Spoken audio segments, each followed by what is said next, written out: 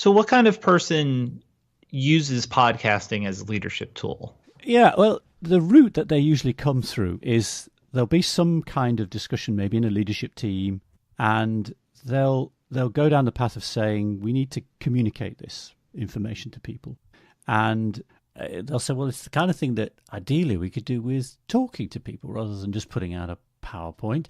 And then maybe someone would suggest the idea of a dial-in event, like a dial-in town hall or a webinar or something like that. But quite often what happens then is people say, well, if we want to talk to people but we can't actually get in front of them, well, how about trying podcasting? And that's when they get in touch and say, can you help? I had a really good example last year, which was a really fun project to be involved with, where one pharmaceutical company had a group of very senior statisticians who had got a lot of experience of working with government agencies, with regulatory authorities. But what they found was there were also a much larger group of newer, younger intake statisticians who didn't have any experience of doing this. And they wanted a way of passing on the wisdom of the senior, more experienced people. And they realized that actually just downloading it to a manual or a set of slides wasn't really going to do it, particularly for some of the more subtle, sort of experience-based, tacit knowledge type stuff. And so they arrived at the idea of, well, how about trying podcasts?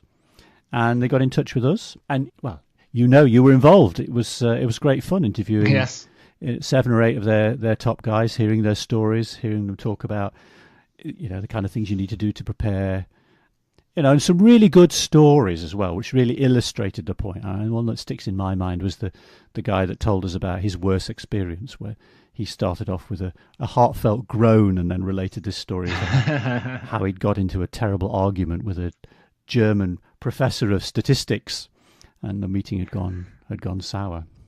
Yeah, just hearing that story leaves a mark on my brain. But that's the route. It's where you get leaders that know that the best way to get across their point to people is to actually talk to the point and have people hear them. And ideally they would want to go and sit on the edge of the desk of every person that they want to talk to, but they can't, because the people they want to connect to are dispersed all over the world, maybe different locations. And the great thing about capturing a podcast is if you structure it properly, and if you have the kind of conversation that you would like to have with everybody, but then you let other people eavesdrop, if you like, listening in on that conversation, it's a very, very good substitute. And because the other thing that we get a lot of feedback on, positive feedback on, is audiences really like the fact that they can connect when they want and where they want.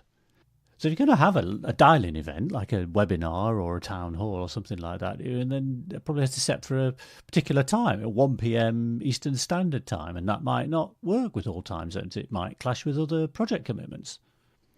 But a podcast, particularly if you make it downloadable, which we do, then you can just download it, listen to it anywhere you want. I've heard lots of stories about people listening in the car. That's very common, or the gym, or out for a run. Or one person even told me that they listened while they were doing their ironing. So, any place, any time.